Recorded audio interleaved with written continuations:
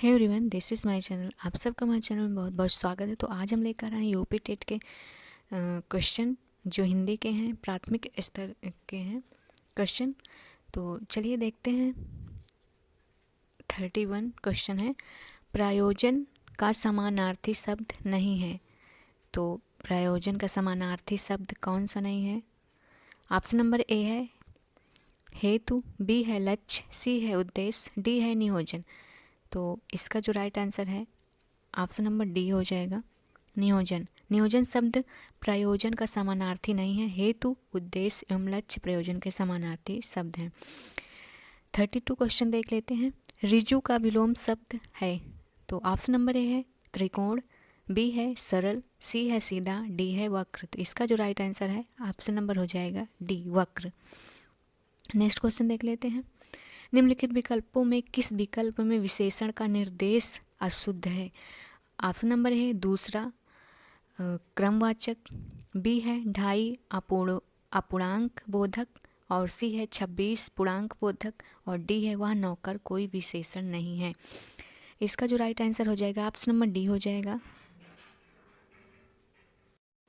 इसका जो right answer हो जाएगा ऑप्शन नंबर डी हो जाएगा, वह नौकर कोई विशेषण नहीं है। नेक्स्ट क्वेश्चन देखते हैं। 34 आप भला तो जग भला वाक्य में सर्वनाम के किस भेद का बोध होता है? ऑप्शन नंबर ए है अनिश्चयवाचक सर्वनाम, बी है निजवाचक सर्वनाम, सी है संबंधवाचक सर्वनाम, और डी है प्रश्नवाचक सर्वनाम।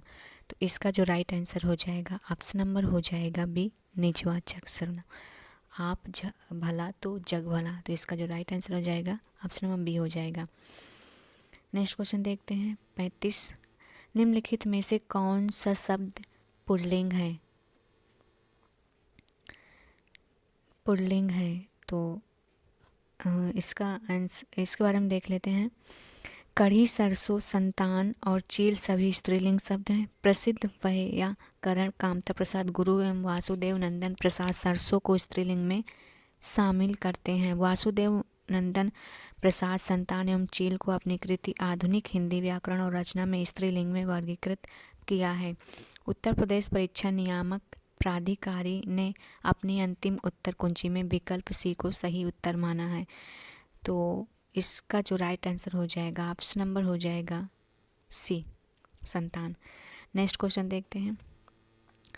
प्रकाशन वर्ष की दृष्टि से डॉक्टर हरिवंश राय बच्चन की रचनाओं का सही अनुक्रम है। तो इसका जो सही अनुक्रम है ऑप्शन नंबर ए है मधुशाला, मधुबाला, मधुकलश, निशा, निमंत्रण। इसका जो राइट आंसर हो जाएगा ऑप्शन नंबर ए हो जाएगा। इसके बारे में जान लेते। प्रकाशन वर्ष की दृष्टि से डॉक्टर हरिवंश राय बच्चन की रचनाओं का सही अनुक्रम है मधुशाला, मधुबाला, मधुकलश, निशा, निमंत्रण।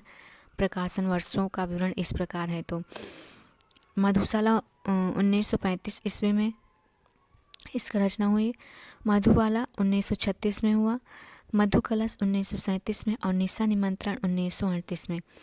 नेक्स्ट क्वेश्चन देखते हैं। सुमेल कीजिए।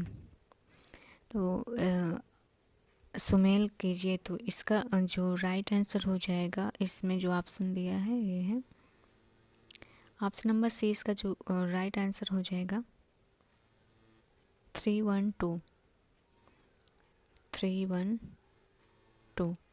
हिंदी साहित्य सम्मेलन का हो जाएगा 1910। काशी नागरी प्रचारिणी सभा हो जाएगा 1993।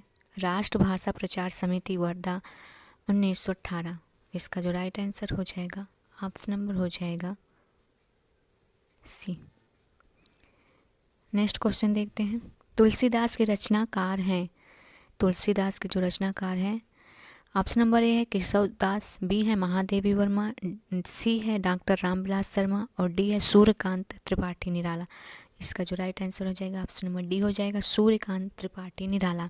तुलसीदास सूर्यकांत त्रिपाठी निराला द्वारा रचित काव्य ग्रंथ महाप्राण के रूप में विख्यात निराला जी द्वारा रचित अन्य काव्य कृतियाँ हैं अनामिका, परिमल, गीतिका, सांध्य, काकली, कुकुरमुत्ता, अणिमा, बेला, नए पत्ते, अर्चना, आराधना और गीत कुंज इत्यादि। नेक्स्ट क्वेश्चन देखते हैं। अन्य से अनन्य आत्मकथा किसकी है? इसका जो राइट आंसर हो जाएगा ऑप्शन नंबर ए हो जाएगा प्रभा खेतान। अन्य से अनन्य प्रभा खेतान की आत्मकथा, इसका प्रथम प्रकाशन वर्ष 2007 में हुआ था। अपने जीवन के अनछुए पहलुओं को उजागर करने वाली आत्मकथा अन्य से अनन्या लिखकर सौम्य और शालीन प्रभा खेतान ने साहित्य जगत को चौंका दिया। नेक्स्ट क्वेश्चन देखते हैं। प्रभु जी तुम चंदन हम पानी किसका वाक्य है? तो इसका जो राइट आंसर है ऑप्शन नंबर सी है रैदास। प्रभु जी तुम चंदन हम पानी रैदास द्वारा रचित पंक्ति है। रामानंद के 12 शिष्यों में रैदास या रविदास भी माने जाते हैं। रैदास का कोई ग्रंथ नहीं मिलता। फुटकल पद ही बानी के नाम से संत बानी सीरीज में संग्रहित है। 40 पद तो आदि गुरु ग्रंथ साहब में दिए गए हैं। नेक्स्ट क्वेश्चन देखते हैं। राम आम खाता है में वाक्य का कौन सा रूप है? तो इसका जो राइट आंसर है ऑप्शन नंबर सी है कर्तवाच्य। नेक्स्ट क्वेश्चन देखते हैं। रहीमन पानी राखिए बिन पानी सब सून, पानी गए न उबरे मोती मानस चून। इस दोहे में कौन सा अलंकार है? ऑप्शन नंबर ए है रूपक, बी है उपमा, सी है श्लेष, डी है उत्प्रेक्षा। तो इसका जो राइट आंसर है ऑप्शन नंबर सी है श्लेष अलंकार। नेक्स्ट क्वेश्चन देखते हैं। निम्नलिखित में से कौन सा शब्द शुद्ध है?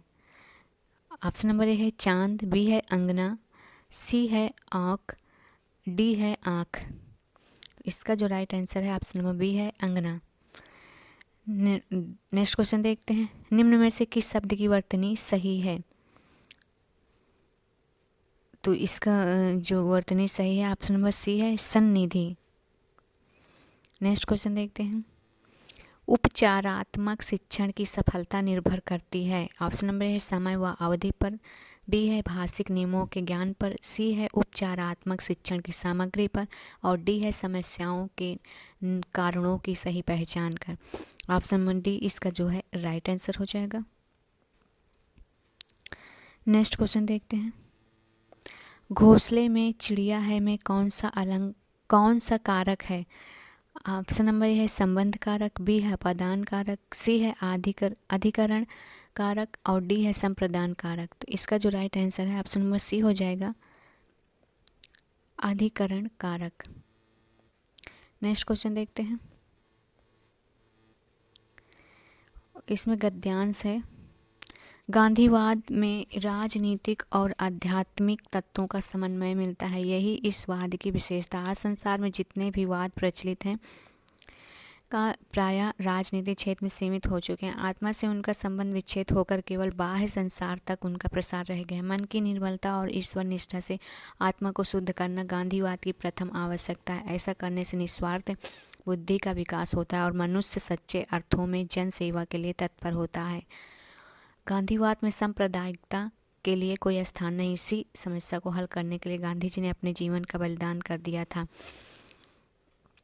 उपर्युक्त गद्यांश के आधार पर बताइए कि संसार के सारे वाद सीमित हैं। इसका जो राइट आंसर हो जाएगा ऑप्शन नंबर बी हो जाएगा राजनीतिक क्षेत्र तक। Next question. उपर्युक्त गद्यांश में गांधीवाद का आधार किसे बताया गया है? इसका जो राइट आंसर हो जाएगा ऑप्शन बी हो जाएगा राजनीतिक और आध्यात्मिक तत्व को। नेक्स्ट क्वेश्चन देखते हैं। कनुप्रिया के रचनाकार कौन है? कनुप्रिया के रचनाकार हैं धर्मवीर भारती। नेक्स्ट क्वेश्चन देखते हैं। प्लुप्त स्वर कौन सा है? इसका जो राइट आंसर है ऑप्शन नंबर हो जाएगा ए ओडम। नेक्स्ट क्वेश्चन देखते हैं। निम्नलिखित में कौन सा शब्द तद्भव है? ऑप्शन नंबर ए इसका राइट आंसर हो जाएगा खेत तद्भव शब्द है। नेक्स्ट क्वेश्चन देखते हैं। निम्नलिखित में से कौन सा शब्द देशज है? इसका जो राइट आंसर है ऑप्शन नंबर हो जाएगा बी धड़ाम। नेक्स्ट क्वेश्चन देखते हैं। छछूंदर के सिर पर चमेली का तेल का अर्थ है? इसका जो राइट आंसर हो जाएगा ऑप्शन नंबर बी हो जाएगा अयोग्य व्यक्ति को अच्छी चीज देना। नेक्स्ट क्वेश्चन देखते हैं। ऋग्वेद का संधि विच्छेद क्या है? तो ऋग्वेद का संधि विच्छेद है ए ऋक धन वेद। नेक्स्ट क्वेश्चन देखते हैं। आप वीति शब्द में समास है?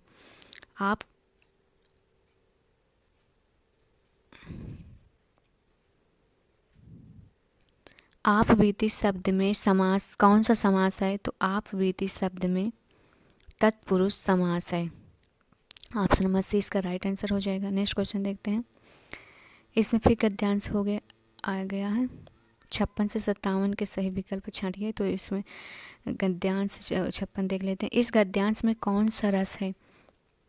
तो इसका जो राइट आंसर हो जाएगा ऑप्शन नंबर ए हो जाएगा, वात्सल्य रस। नेक्स्ट क्वेश्चन देखते हैं। उपर्युक्त पद्य किस कवि का है? तो इसका जो राइट आंसर हो जाएगा ऑप्शन नंबर डी हो जाएगा, तुलसीदास का है। नेक्स्ट क्वेश्चन देखते हैं। उच्चारण स्थान की दृष्टि से कौन सा विकल्प शुद्ध है? इसका जो राइट आंसर हो जाएगा ऑप्शन नंबर ए हो जाएगा, सदंत। सा का उच्चारण है दंत से। नेक्स्ट क्वेश्चन देखते हैं। निम्नलिखित में से कौन सा कथन अशुद्ध है? तो इसका जो राइट आंसर हो जाएगा ऑप्शन नंबर बी हो जाएगा, 2 महाप्राण व्यंजनों का उच्चारण एक साथ हो सकता है। तो यह शुद्ध है। नेक्स्ट क्वेश्चन देखते हैं। नेक्स्ट क्वेश्चन है, मेरे लड़के ने मेरी आज्ञा का पालन नहीं किया। वाक्य में लड़के के विषय में कौन सा विकल्प अशुद्ध है? इसका जो राइट आंसर हो जाएगा ऑप्शन नंबर डी, बहुवचन अशुद्ध है। तो आज के लिए इतना है, मिलते हैं नेक्स्ट वीडियो में।